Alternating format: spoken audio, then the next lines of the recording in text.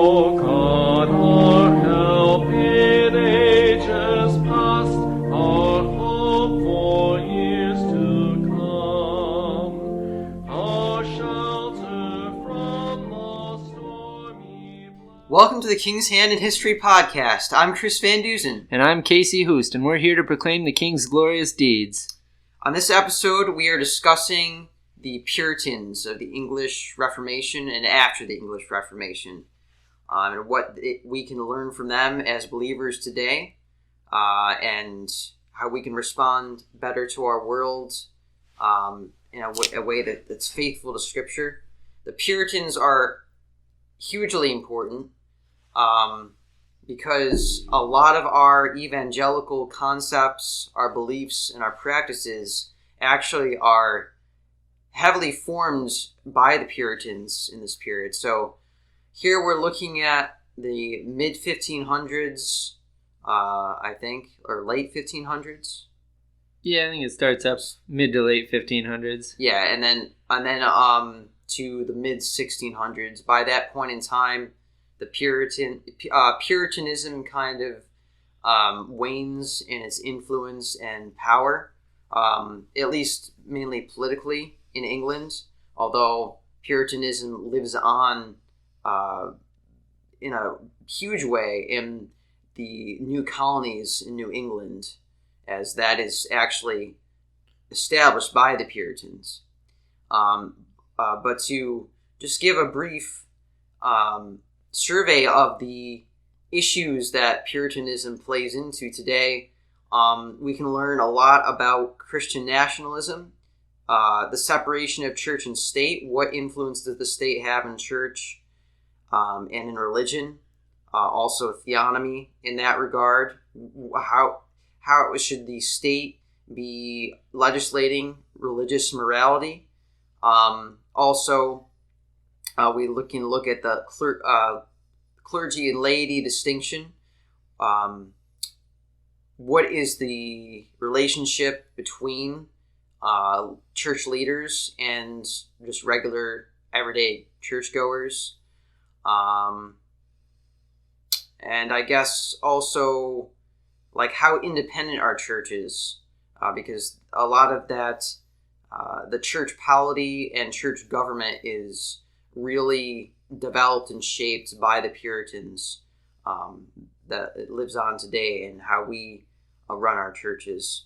So to start off, this all begins with the English Reformation of the early 1500s, when England goes from a Roman Catholic nation to a ostensibly Protestant nation under Henry VIII. He is obviously, as most people know, he is doing this for political means. He wants a son that can succeed him on the throne, and he wants an annulment from one of his marriages from the Pope, and the Pope denies him the annulment, so he decides, I'm no longer going to be a part of the Roman Catholic Church. I'm going to start my own church with myself as head. So, Casey, can you give us some brief background on the beginning of the English Reformation? What were the main events, and how was that set up in the beginning? Yeah, so I guess with the English Reformation, you see this go forward for a couple hundred years. With Henry VIII, as you said, setting himself up as head, a lot of the key events are just change of monarch, because whoever is leading, they get to decide which way the church goes. So, like you said, with Henry VIII, this happens in the 1530s, that they basically create Anglicanism, which is, as we've talked about, a very Catholic-looking Protestant church. And actually, as he gets older, Henry VIII is still is Protestant, but kind of favors Catholicism, at least making it more and more Catholic-like. But when he dies, in the 1540s, I don't remember the date exactly, his son Edward VI comes into power, and he is very young. I think he's 9, and Thomas Cranmer is like one of the head guys that like helps him along. And Thomas Cranmer writes the Book of Common Prayer, which becomes very big for No, the Anglican. Now, Thomas Cranmer, he was Archbishop of Canterbury, right? Yes, he was. Which is, he's kind of like directly under the king, right? Besides, like, okay, so the king is head of the church, but then like next head of church is the Archbishop of Canterbury, which was the case for the Catholic Church too. And when England was Catholic, the Archbishop of Canterbury was the head person under the Pope. And so so under Thomas Cranmer, you get a little bit more reform to make it actually more Protestant, but it's still very with a Catholic flair to it. But you get these Protestants that are hoping, like Thomas Cranmer, Latimer is another one, hoping that, Edward is very young, as he gets older with a long reign here, that we can really transform this and continue the Reformation to make it a truly Protestant nation. Unfortunately, Edward dies at age 16 in 1553, and then Mary comes in, and Mary is very Catholic. And she marries the King of Spain, and people, at this point, actually, to be fair to Mary, a lot of the lay people are still Catholic. So it's not as jarring of a change as it sounds to us right now. Like, it's only been 15 to 20 years that it's been Protestant, and so you get a lot of lay people that are still Catholic. You have a lot of the ministers that had been Catholic. They're like, sure, we can go back. And she tries to expel Protestantism. You get a lot of Marian exiles, which are the more zealous reformers that have to leave the country so they don't get killed. And all in all, she's known as Bloody Mary. About 300 Protestants were put to death, which is where she gets the nickname. I mean, to be fair, too, under Elizabeth, more Catholics are killed than Protestants, but obviously Elizabeth reigned a lot longer, too. So more than 300 Catholics are killed? Yes. Under Elizabeth? Wow. Little known thing there. Yeah. But, like, had Mary lived on and had an heir and it was a Catholic nation, nobody would think of it. Just like nobody really thinks of it with Elizabeth. But Mary dies after 5 years with no heir, and Elizabeth comes in. And this is really, I think, where the Puritans, the start of the movement happens, because you have a lot of these Marian exiles and a lot of the people in England that were more zealous for reform, knowing that this new Protestant queen is coming in and hoping, like, all right, let's finish the Reformation. Let's take it beyond the step of we've converted to Protestantism, but it still looks very Catholic. Let's take it to we are full Reformed Protestants. And right in the beginning of her reign, in 1559, she has a settlement with the church, basically, where basically the gist of it is she wants to remain as the head of the church and just wants conformity. She's not Catholic, she's Protestant, but she doesn't want to go crazy with reforms. She just wants stability under her.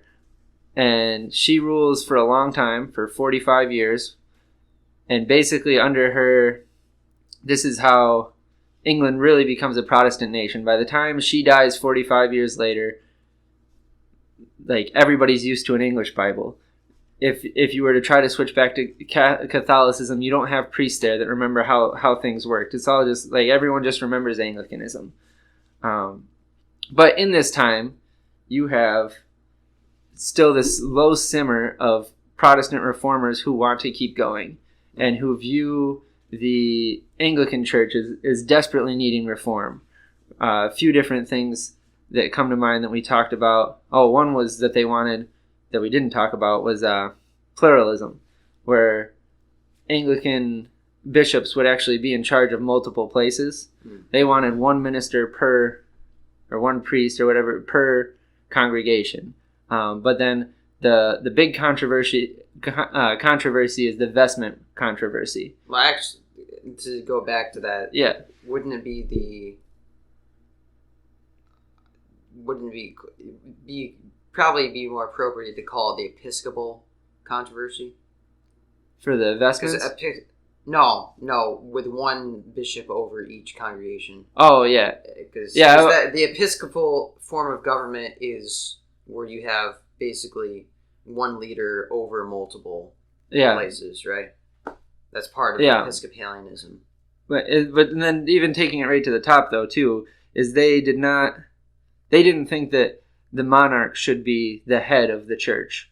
And they were deferential to be like, yes, you're still the queen, you still rule us as your citizens, but your place is not as the head of the church. And this was not something that Elizabeth wanted to hear and was not interested in. It never really gained much traction during her reign. But as I said, one of the big controversies that did come to a head, well, kind of came to a head, but just continued for a long time, was the vestment controversy, where so vestment meaning like clothes, right? Basically, yeah. Go ahead. Well, it's called a surplice that the Anglican priests wore, which it's a long robe, that was just a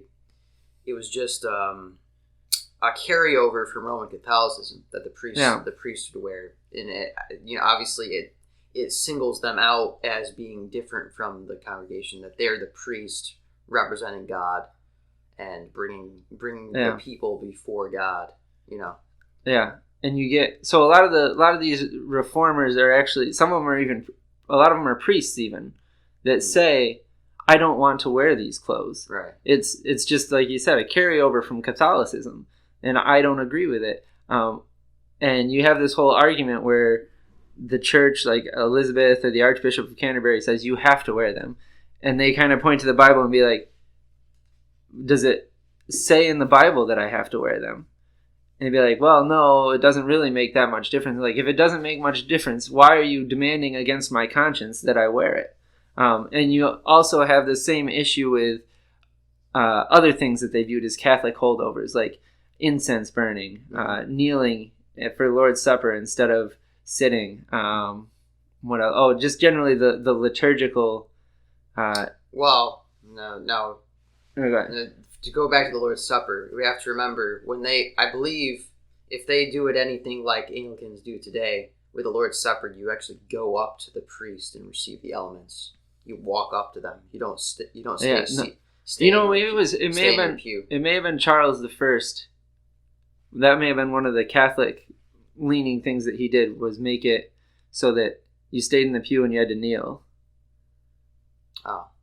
So I may have messed. And so the elements are distributed. I believe that was one of the changes he made to make it more Catholic-like. True. Okay. Anyway, because Catholics today as well, they go up to the front, and even Methodist churches, they go up to the front, and Lutheran churches, you go up to the front to the pastor to receive the elements. There was definitely an aspect where they wanted them to kneel. Okay. And that was supposedly a Catholic thing. Well, to remember that that would be paying homage to the elements, because in Roman Catholicism, the elements are literally Christ's body and blood. So when you kneel, what you're doing is you're worshiping the elements in Roman Catholicism. Yeah, that would be the reasoning behind that. So anyway, you have basically these reformers that want to get rid of a lot of the aspects of the Anglican Church that just remind them of Catholicism. Icons is another one where they, even like the crucifix, they see this as a very Catholic thing. And also, wouldn't that include stained glass windows? At least at one point, that would make sense. I didn't read anything, but I believe the Puritans didn't want that either. So at this point, this kind of is all under Elizabeth, but she's just instability. And at some point, they're kind of looking at her and be like, yeah, she's older. And we know at this point that her heir is James the First. Well, it's James the Sixth of Scotland, but going to be James the First of England. And he was from infancy raised by Presbyterians in Scotland. So when he gets in, then we're going to have a reformed king, head of church, and he'll go, we'll be able to deal with him. A question. Was he ethnically Scottish? Yes, he was. Interesting. Okay. Yeah. His mother was Mary, Queen of Scots, and she was very Catholic. But basically, so if you're under John Knox, was when they were dealing with that, and the Scottish basically revolted against their queen, and got rid of her and set up James the First as king as an infant. and were able to set up Presbyterianism and raise him as a Presbyterian, was their goal. But then when he gets into power, it didn't quite go as they hoped. I mean, he wasn't like Catholic by any means, but was definitely interested in the power of the throne. Right. And so, like, when he becomes King of England as well, and he calls conference together. The Hampton Court Conference. That's right, yeah. Kind of, coming into the problems of England, seeing that there's different factions, the Puritans, the more conservative Anglicans, and saying, like, all right, get together, let's talk. And the thing really that he was not interested in doing was having his title of head of the church be diminished at all, which is one of the things the Puritans wanted. So that was kind of a non-starter. But so he hears them out though, and doesn't really answer their requests at all in a way that they had hoped. And one of the things though is that he did tell the Puritans and the Anglicans, and one of the things they had been asking for that he did grant, pretty much like the only one, was like, all right, let's make a new Bible. And that's where we get the King James Bible. And it was interesting knowing the different factions. He said no commentary, no translator's notes, just the Bible. Now, question. What was the reasoning behind translating a new English Bible? Or do you know the reasons behind that? Like why they believed that was necessary? I'm not sure. Maybe it was because at the time the popular English Bible was the Geneva Bible, which was at least among the Puritans. Yeah, among the Puritans, and maybe that's why. Maybe that. I'm not sure even what the Anglicans were using. I think the Anglicans were using an edition from Tyndale. If I'm not mistaken. Yeah, I'm not sure exactly why. What Tyndale. Yeah, I'm not really sure why they were pushing for that. Maybe to unite them. But yeah, James definitely wanted to use it as a way to bring them together. Right. And so a few years later, they come out with the King James Bible. And also, let me... Yeah, go ahead. Know about the King James Bible. The Geneva Bible... Well, actually, I'm not sure. It was either Tyndale's version or one edition of the Geneva Bible. When it translates the word ecclesia, that is translated church in most of our English versions, it translated it as congregation. So that's one thing that they wanted to change. The Anglicans wanted to change, because if you view the church as a congregation, you can't view it as this whole national denomination of the Church of England, because that's nowhere found in the Bible. The Bible, New Testament, never speaks of the church as a national entity or institution. So that's one way that they could legitimize the Anglican Church as being biblical. By the translators knew ecclesia literally means gathering or an assembly. It literally means called out ones, but they just chose to translate as church, which is a Germanic word that comes from a pagan concept of a circular area for worship, and eventually that came to be used for the church building, obviously, and then beyond that the institution. But that's one thing. I think that's one like ulterior motive possibly for them translating the King James Bible. But go on, sorry. Yeah, no, you're good. But we have to remember the King James Bible it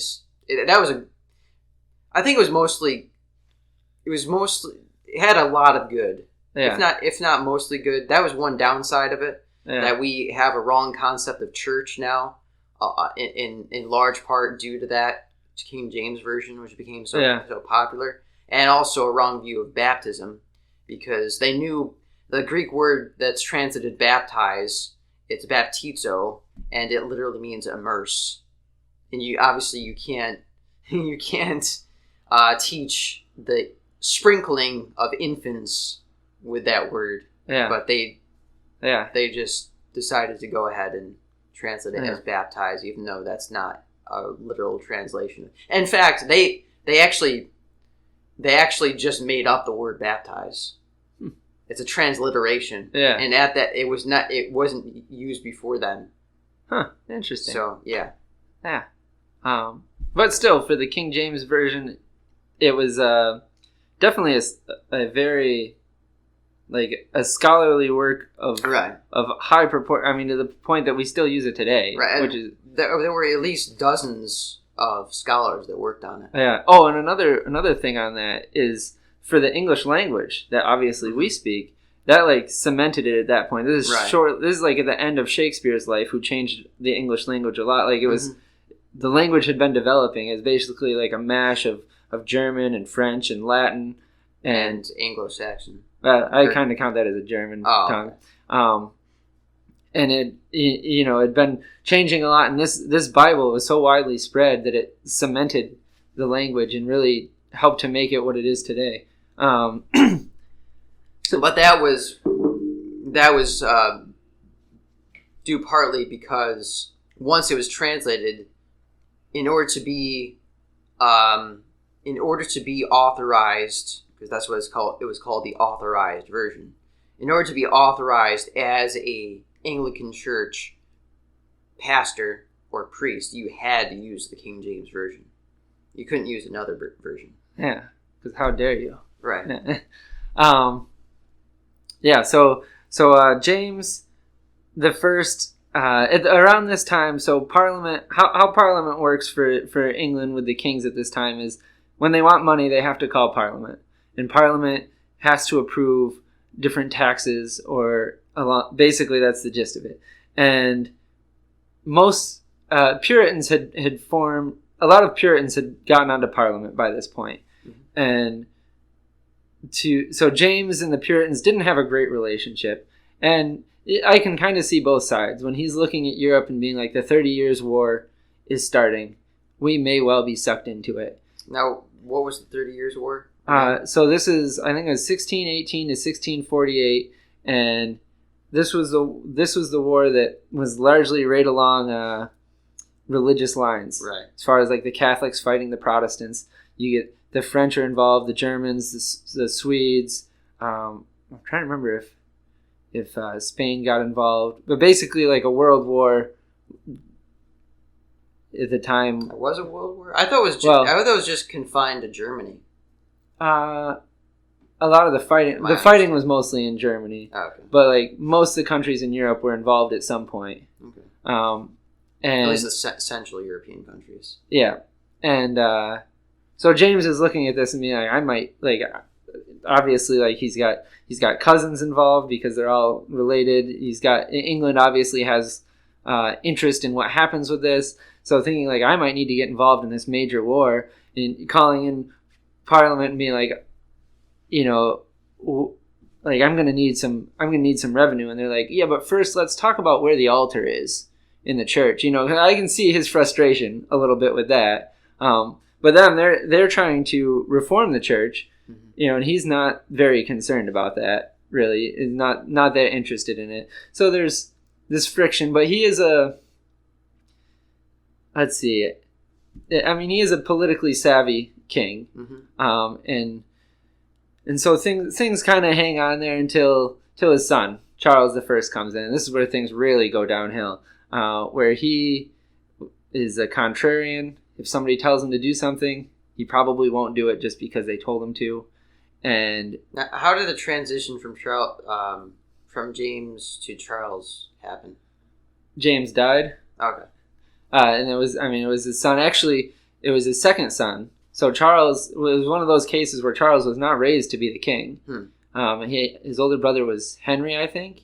And Henry died at 18, I want to say. Okay. And so Charles suddenly is younger than 18, obviously, but is suddenly like, oh shoot, like I need to like really try to study and get myself ready because I'm going to be the king. And to start matters off, he married. So he's looking for a wife at the point where he becomes king. He might be like young 20s. Mm-hmm. And on the table, one of the proposals is for the French princess who's Catholic. And Parliament says, absolutely not. So he says, oh, Parliament said no, I'm going to do it. So he marries the French princess that's a Catholic and brings her in. And as she comes in, she's got this whole retinue of Catholic priests that he welcomes in. So this is alarming to the Puritans, and not only the Puritans, but even to all the Protestants in England who aren't as... Yeah, so the general laity is not as zealous as the Puritans. Mm-hmm. But even to them, this is alarming that there's Catholic priests coming into England and the king is welcoming them. And so Charles keeps calling Parliament. Initially, you have to. And each time he calls them, they say something he doesn't like, and he adjourns them immediately. And he never gets any tax money because he adjourns them before they can even get to that. And so there's this deep friction. And after the fourth time, he says, you know what, I'm just going to make do without Parliament. And so he goes 11 years without calling Parliament. And in order to fund himself, he looks up all these medieval laws where he can find people finding all these loopholes where he can take money. And he becomes a very unpopular king. I mean, when you're, a poor person living in some little town, and it says actually technically by a law written in 1100, you're not allowed to live in this place because it's too close to this building. So you owe me money. It'd be like, what? And that's the kind of stuff he was doing. Everyone's kind of like, well, I know he had a little bit of leeway because people understood that he didn't get any taxes from Parliament, but still, it grates on people. And he tries to avoid wars because he doesn't want to call Parliament. He would need money. But then comes the issue with the Scots and the Presbyterians. Mm-hmm. He said, so with his Catholic wife. And people are getting very concerned because he keeps instituting a little bit more Catholic-minded things into the Anglican Church. Yeah. He technically is an Anglican, but he's very sympathetic towards the Catholics. People are very concerned that he is moving them back towards Catholicism. Yeah. And he says for the Scottish Church, because he's also the Scottish king, right, that now you have to, at each service, you have to read from the Book of Common Prayer. Mm-hmm. And the first Scottish preacher that did this had a chair slammed by an old lady right next to him as he got into the second line. Barely escaped with his life. Oh, wow. The second one that did this read from the Book of Common Prayer with two pistols pointed at the congregation. Wow. And the Scots were a little bit different, a little bit more fiery than the English and would not have it. Mm-hmm. And so they basically start this revolt, and Charles is stuck where he has to send soldiers north to Scotland to try to put it down, and he fails to put it down. Mm-hmm. And shortly after that, 1640, he calls Parliament again. And this is when the Long Parliament happens, where you get Parliament has a lot of Puritans on it who are very anti-Charles at this point. Mm-hmm. The Scots are against Charles, and even a lot of the regular people have been vexed enough by Charles and are worried about the Catholicism that a lot of these people are kind of grouping together saying, we really don't like Charles. And when Charles tries to adjourn the Parliament, they say, no, we're not gonna. And eventually it comes to blows where Parliament builds up an army and the king has his royalists and they fight a civil war for several years. And eventually Parliament wins. And Charles is captured, and they're trying to decide what to do with him. I don't know if you want to put more into there than that. Okay. No. Trying to decide what to do with Charles, and besides, I guess Oliver Cromwell was the leader of Parliament's army. Yeah, Oliver Cromwell, initially starting as a lower ranked member, through his ability, he was a very, very good commander on the battlefield, rises through rank until he is in charge of the parliamentary army. And so once the parliamentary army wins, Charles is captured, and even then, people aren't thinking that we want, they're still thinking in terms of, we've always had a monarch, of course Charles is the king. They go to him and they're like, so we won the war, these are the concessions you have to make. And Charles, being his contrarian self, says, nope, not going to do it. And so then they come back, they talk, what are we going to do? And they even make some concessions towards him. As the captured monarch who just lost the war, they come in all right, how about this? And he says, nope. And so as they're really kind of stuck with like, what do we even do with this guy? He won't do anything. We just won this. We just fought this long war to get these reforms we want. He won't even do anything. And so then there's a faction of people where it starts to spread the idea that we could execute him, like for treason against the country. And this is not a majority opinion, but it's a strong enough opinion that among some of the army that they get a commander to basically march into Parliament and say who would vote for Charles to be killed or who wouldn't. And they kick out all the people that wouldn't. And so then you have the rump Parliament, just what's left. Yeah. And they vote for Charles to be executed. And Charles, right to the end says this wasn't legitimate. Because that Parliament was a minority, right? Yeah, it would have been a minority. A third of them or I think it was 47 out of like 180 or something. Yeah. And so they execute Charles. And immediately after that, this rump Parliament tries to, which is largely Puritan, tries to institute a republic. But it doesn't work. They're not really able to. There's too many factions. They're not really able to agree on anything. It takes a long time. People are waiting for free and open elections to come, and they keep promising them, but they just keep not coming. And after a couple of years, where they're given kind of an ultimatum, be like, you can't just run the country, and you need to give us some things, and they still don't. Then Oliver Cromwell walks in and basically says, "You're done." He had the army behind him, and he's offered the kingship. He refuses. And he's named Lord Protector instead, which is basically the king anyway. And to explain why he did that, he cared about his country, right? Yeah. It's because he saw that Parliament was a disaster. And no one was stepping up to do anything. Exactly. About it. So he was the only one with enough power who would be able to take control of the situation and steer England on the right course. Yeah. And so that was in 53. For 5 years, he runs the country. 1653. Yeah, sure. 1653. We're in the 1600s. Yeah, to 1658, he runs the country. And it's interesting to think what would have happened had he had a better succession plan than no succession plan. Yeah. And had he put a capable leader in charge, and you start to get time on the side of the Puritans, perhaps it would have lasted longer. Perhaps a republic would have been set up. I don't know. But instead his son comes in, and his son is not a capable leader. And within a year, his son is out, and they're not really, the rump Parliament comes back. Now, by out, how did he get out of his position? I think the Parliament came back and voted him out and basically just said, like, he was pretty incompetent. Right. And just to note, so that position at that time was called the Lord Protector, not the king. Yeah, he was basically the king, but not they didn't want to give him.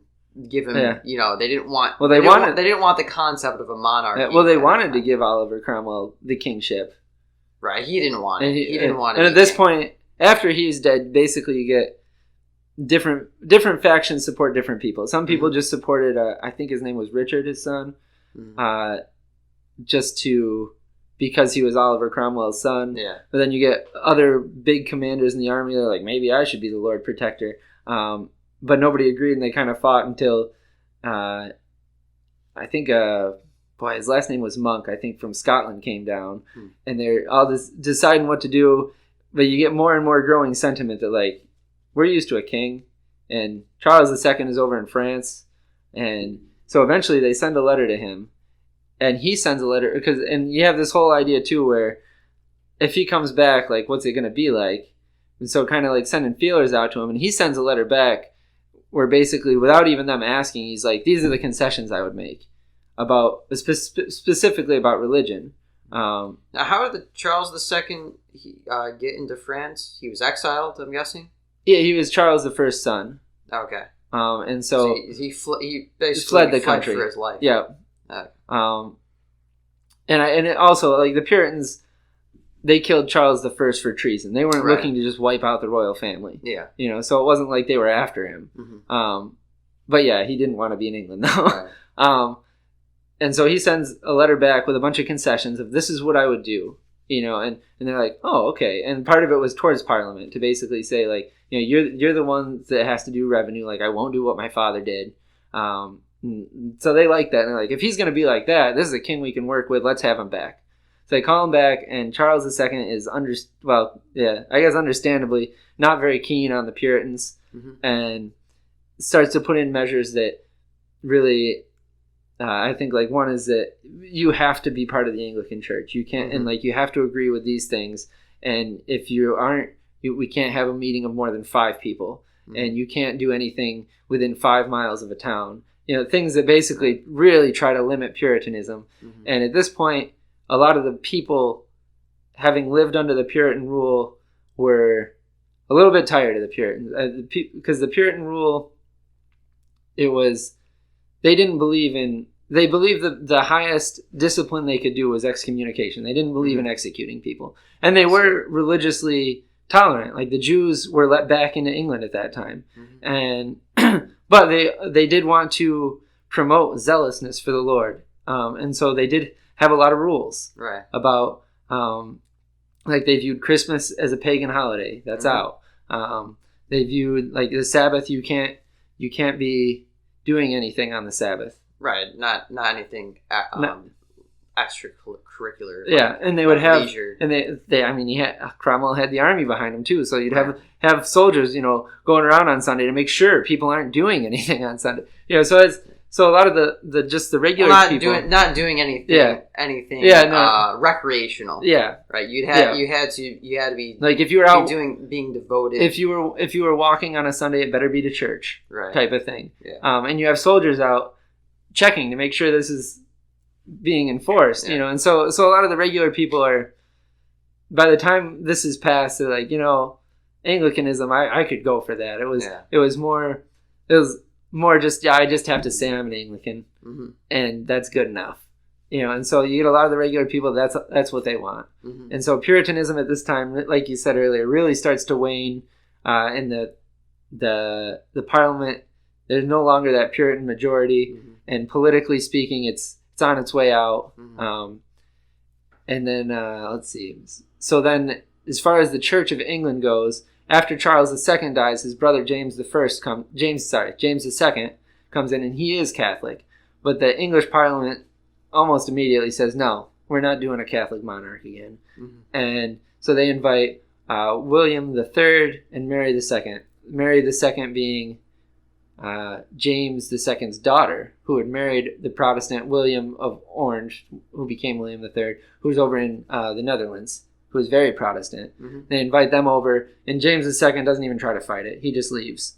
And so they come in, and they agree to be Anglicans, and this is called the Glorious Revolution. They make a bunch of concessions to Parliament, basically making a constitutional monarchy, and setting up a more like closer to what it is today of the Anglican Church is what England is going to be, and the constitutional monarchy. And kind of by this point, Puritanism is not really much of a factor. Right.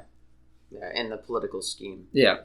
But to continue on, we have to remember Puritanism is not confined to England. Correct. Going back to the reign of King James I, yep. Under him, many of the Puritan ministers, I think it's under him,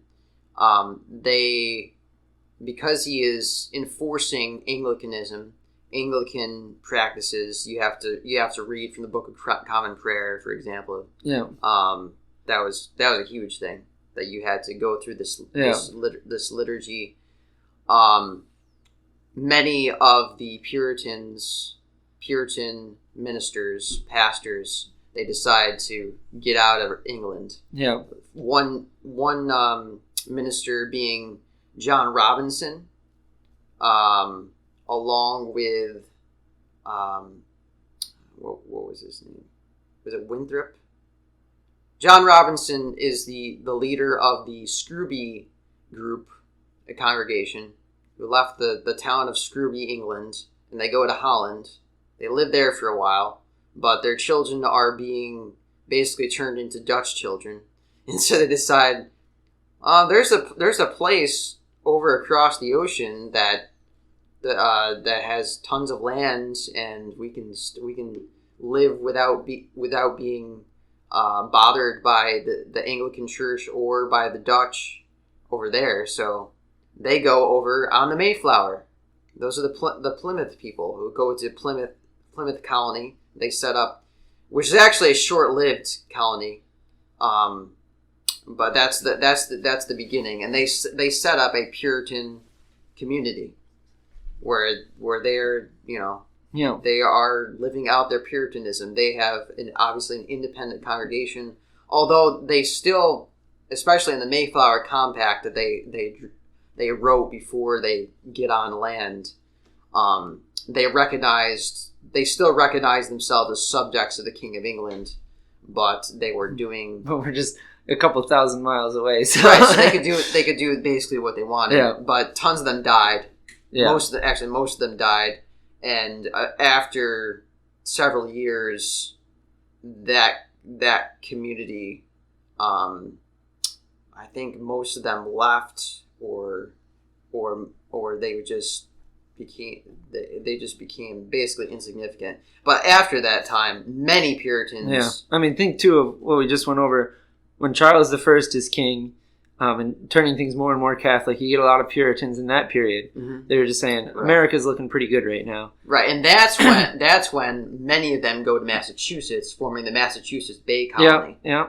And then you have, when Charles II comes back in, he wasn't big on the Puritans because they got rid of his father. Again, you have a lot of Puritans that are like, all right, let's, I've been thinking about America for a while anyway. Mm-hmm. And you get another influx of immigrants, I guess, if you call them immigrants at that point. Yeah, they were immigrants. All right, we'll go with that. Yeah, and they go to the Massachusetts Bay Colony, which is a Puritan colony. It's set up as a Puritan colony. Also, Rhode Island colony is also started by Puritans. Yeah. Although there's a dissenter named Roger Williams, who doesn't like the Puritan that's right. form of church government. And over in New England, one of the big things that they have to wrestle with is this concept of comes from the Anglican Church of children of believers being a part of the church. Oh yeah. I forgot what that's called. That controversy in Massachusetts Bay Colony. Oh, the halfway covenant. So as a member of the colony, you are. It's basically run like the Church of England. Unfortunately, though they claim to be Puritans. This part of their church practice is the same. That the church is basically aligned is hand in hand with the state. So as a member of the colony, you are a member of the church through baptism being the ceremony that officially makes you a member. Infant baptism, because most of the Puritans did not believe in believers' baptism. There's one notable exception to that rule that we can mention a little later. But so eventually they come to see that a lot of our members of the church are clearly not believers. And so they make I forget.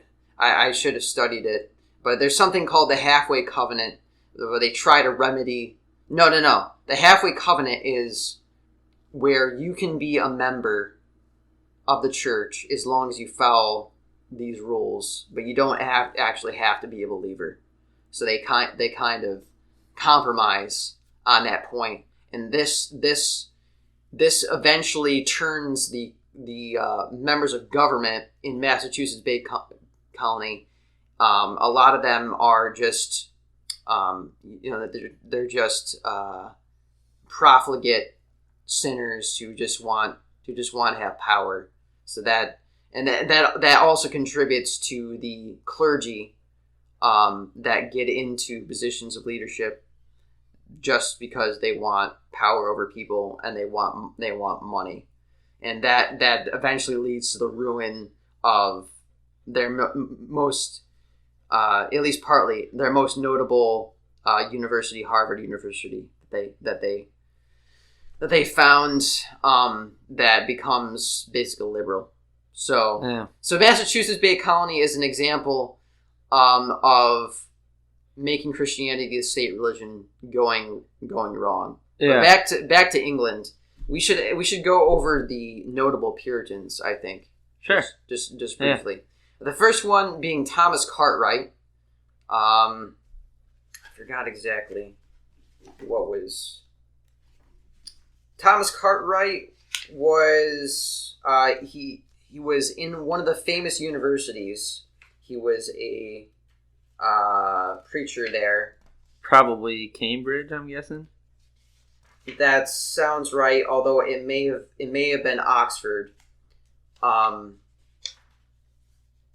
I find my page about him? But he was, he, like you said earlier, Casey, he was one of the leaders in the reform of trying to get rid of these Anglican church practices. Most notably the vestments and all these liturgical ceremonies. Here we go. Cartwright's doctrines. Also, he was trying to insert the church government of Presbyterianism, because at that time, when he was active, they were still practicing Episcopalianism, where you have bishops over multiple congregations. You have the archbishop obviously over multiple areas. You have basically you have, I believe it was like it was you had parishes, which were just regions that had multiple congregations in them, and you had leaders over the parishes, like one leader, and oftentimes due to a shortage of pastors, they would serve as the pastor of multiple congregations and teach. And so one of the things that Cartwright wanted was Presbyterianism, where you have a pastor over each congregation, and then over them they come together, as a council of elders, presbyters, to and if I recall, around this time too, and maybe it was Cartwright, one of those guys was pointing out that a lot of the people that go to the Anglican Church have never, or haven't in years, heard a true sermon, where it was literally just get guys up there just reading from the Book of Common Prayer. Right, because I forgot. Yeah, we didn't mention that, because as a part of, I don't know if it was in the Book of Common Prayer or another document for the Church of England, they actually had homilies that they were to read. They were given by the Church of England to read. And so they didn't come up with their own sermons. And that was one thing. Yeah. And so part of the, even among the Anglican priests that were well educated, a lot of them wanted reform too, to basically say, like, our clergy there's not enough of us. We're not well enough educated. Yeah. So you end up in a lot of churches where they just get some guy reading from the Book of Common Prayer, and even like I said, a lot of the Anglican priests being like, that's not good enough. Right. And obviously then you give it over to the reformers that wanted to go further, saying like, what even is this? How is this church? Right. Yeah, that's a good point. With Puritanism, one thing was biblical teaching instead of just reading something that's given to you, because the Puritans were noted. Like, this was a groundbreaking thing, that you would have a sermon that was what we call today, a lot of people, expository. That you take a passage of scripture and you explain it in detail. What does it mean? And also another thing the Puritans were hugely they hugely emphasized was application, practical application. Because you read a Puritan sermon, most of the Puritan sermons was application. At least half of the sermon was, how do you apply this passage in specific areas of your life? How do you put it into practice? And in the Anglican Church, that's not the way it was. It was reciting scripture, reading off these prayers, and then reading this short little homily. But with the Puritans, they said, no, we're going to study God's word, and we're going to teach it, and we're going to teach it for a lot of times, at least an hour to you. And sometimes the Puritans would go way longer than the Puritan preachers would go way longer than an hour. So just to name a few, as we're drawing to a close, a few of the famous Puritans, besides Cartwright, Cartwright was I believe the first one, was one of the first huge ones who taught the Puritan principles. There was another one who actually, I believe, taught. He actually preached a sermon to Queen Elizabeth, and his name, which I wish I could remember what his name was. Was that Baxter? No, it wasn't Baxter. It was Richard Sibbs? Not Sibbs. He was towards the... Well, no, he's kind of in between. Oh, yeah, you're right. He was in kind of... He went from Elizabeth into James's reign. Was it John Howes? Oh, William Perkins. Oh, okay. Well, yeah, William Perkins, he was a big-time lecturer at Cambridge, and he was also the preacher at a church, St. Andrew's Church, and I believe, he preached a sermon to Queen Elizabeth, I believe, that, went against her acts of conformity. And then William Bradford was the guy I forgot about with John Robinson. But then you have also John Owen. So he was a Congregationalist, actually. He at least eventually, although he didn't want to follow the Anglican Church. He kind of wavered during the English Civil War. He actually implicitly supported, at least, the Royalists, and then he was able to avoid persecution. He ended up being I didn't do too much on him, but I do know, and maybe this is how he avoids persecution, is he ended up getting Oliver Cromwell really liked him. Yeah. And Oliver Cromwell basically pulled him in with himself, and appointed him something. He was the leader of Oxford, I think. He was initially like on Oliver Cromwell's staff. Right. He was what's it called? What's the preacher that goes Chaplain. Chaplain. Yep, that's right. And then Oliver Cromwell basically gets him into Oxford. Yes. And he becomes I think it was the vice chancellor. Something like that. Which is the actual one that's in charge of the whole thing. And so he ends up basically being a huge influence in Oxford and obviously throughout England, and wrote and preached a lot. No, he wrote many, many works. He was one of the biggest Puritan theologians, and his stuff is really good. Especially there's one book on the mortification.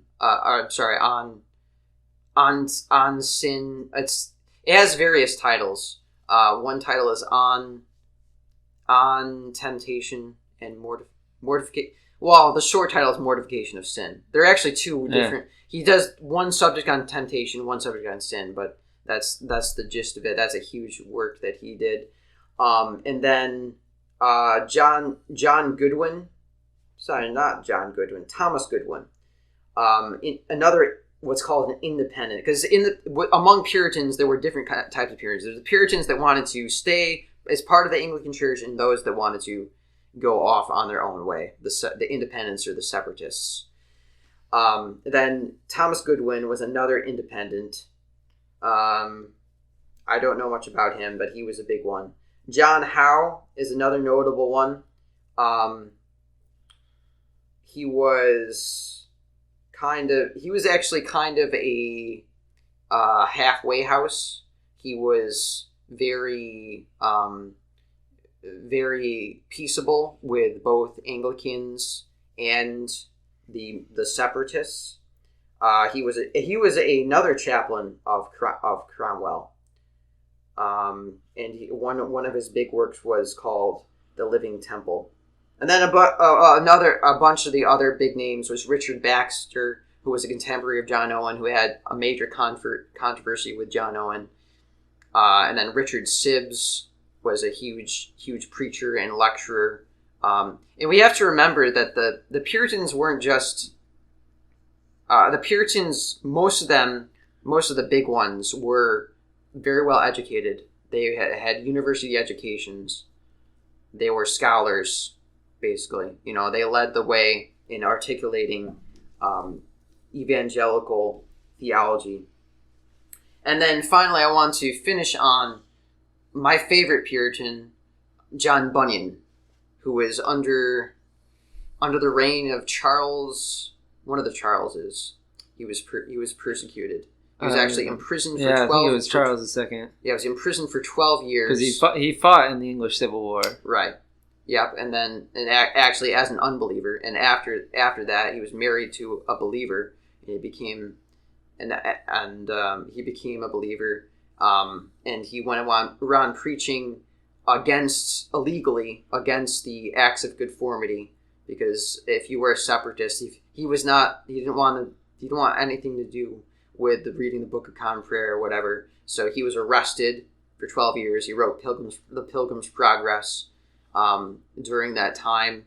And actually, John Owen was a huge admirer of his. John Owen said he was one of the best preachers, if not the best preacher in England.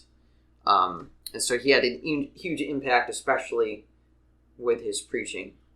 And then after the Puritans politically fell off, they obviously in New England they lived on with the New Englanders, and I'd say that probably the last influential Puritan leader was probably Jonathan Edwards.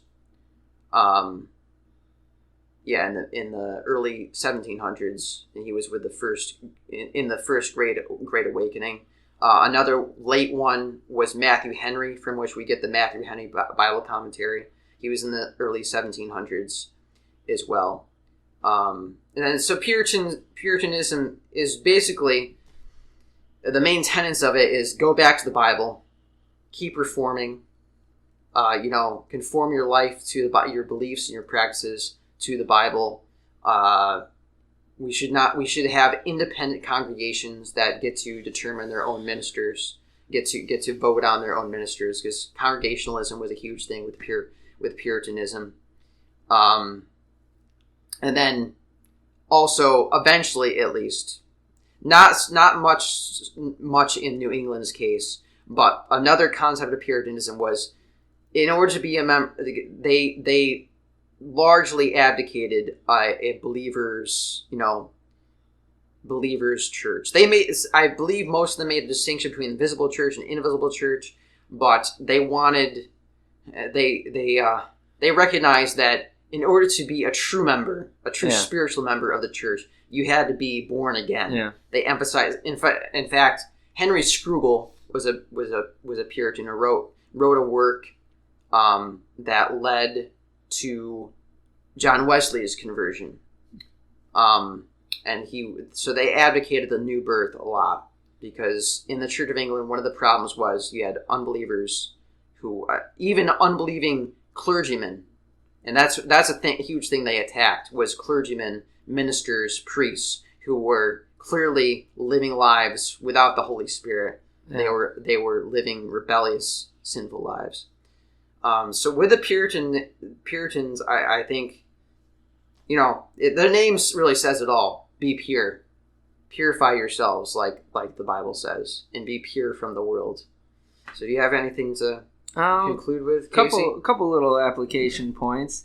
One is just as I was reading through and listening to different things on them, the being aware of for myself what I view as a primary issue, secondary, knowing how I want to fight for this, because that was one thing that with both the Puritans and the Anglicans, they ended up fighting about everything. Yeah. Even take and I understand where they're coming with the vestments, but like, how important is that? And like I said, I understand where they're coming from. Yeah, some importance. But you get a whole lot of stuff. I mean, even I remember they got in a thing with James about how bowling really needs to be banned on and it's like, right. Is that like, and I guess, and even with the vestments, it's like, I understand, and I would stand on that. Mm-hmm. However, should you have the same ferocity for that you do that Jesus is the Son of God? Right. Type of thing, so just kind of like ordering it in a way that it's not like I'm always at 100% ferocity level. Right. And so another one was looking at the overall picture of England, how the long-term change won out, just as far as like which way the people were going, and the monarchy kind of held this conformity thing for long enough that's the way most of the people went. Yeah. And being aware of that in our own country is like, you see areas where like homosexuality, and you get like the various other things, but like that's the example I'll give, where it's now okay in our country, politically speaking. And so to be aware that just because that's okay in our country, and the longer it's okay, and the more homosexuals you see around where it's accepted, don't let that creep in to your theology just because it's accepted and what's been the normal for the culture. Yeah. Another one was being wary as a church of being top heavy, because really you look at it, and that was one of the big issues here, is that it was top heavy in that there's the monarch is on top, and then really the state is running it regardless of who's in charge. Mm-hmm. But thinking of the monarch, even for our individual churches, is you see some churches where they're led by a top pastor. Right. And just like... he's like the monarch. Yeah, just like England went however the monarch went. That's how a lot of churches go. Exactly. Is you have this pastor, and then the pastor... which means shepherd. Yeah. We'll say nothing bad happened, but he retired. Mm-hmm. And then you have another person that comes in with a bit different theology. Yeah. And that changes the whole church. Yeah. I mean, just like with the monarchs here, whenever there was a switch, it just threw things all off kilter. You had to adjust to the new monarch, and there were changes being made just because that top person held different views. Yeah. And so I see that happen in a lot of churches too. Mm-hmm. And then the other thing I think we see with the Puritans, which like Chris has shown, like I have great respect for them. I think we see that you can't force others to be zealous, though. Mm-hmm. That like if you have somebody that is marginally Christian, and yes, we need to help them, we need to exhort them, we need to keep preaching the word to them. Mm-hmm. You can't just trying to be zealous for them doesn't make them zealous, though. Right. Doesn't just get them, doesn't put the Spirit into them. That's a work of God. Right. And so that's just one aspect that I was thinking of, just especially as the Puritans were ruling and they were trying to have all these different rules to try to help people be more pious. Right. And it really needs to be a heart thing. Mm-hmm. I think that's about what I had. Which only comes from the preaching of the gospel and the power of the Holy Spirit, and also through our asking in prayer, which is a huge thing the Puritans were known for, was their prayers. Because there's a book called The Valley of Vision, which is actually a collection of Puritan prayers you can get, showing how they prayed back then, and they were huge prayer warriors. Yeah. But so we're planning on the next episode being on John Bunyan. Yeah. Oh, and another thing I'd want to say too is as Chris kind of implied, definitely recommend reading Puritan works. I mean, there's a lot of good stuff. I don't recommend reading them in their original. Like, read the modernized versions, because you're probably gonna get either bored or confused or both, or sleeping. Or your mind is going to blow up if you read them in the original way that they wrote it. But anyway, so thank you for listening. We are planning on covering John Bunyan, the Prince of Puritans, I would call him, next time. And until then, check us out on Facebook if you're on Facebook. We have a Facebook group called the King's Hand in History Students that you can join. Just ask to join. We'll look at you, see if you're legit, and let you in. So until next time, thanks again, and God bless.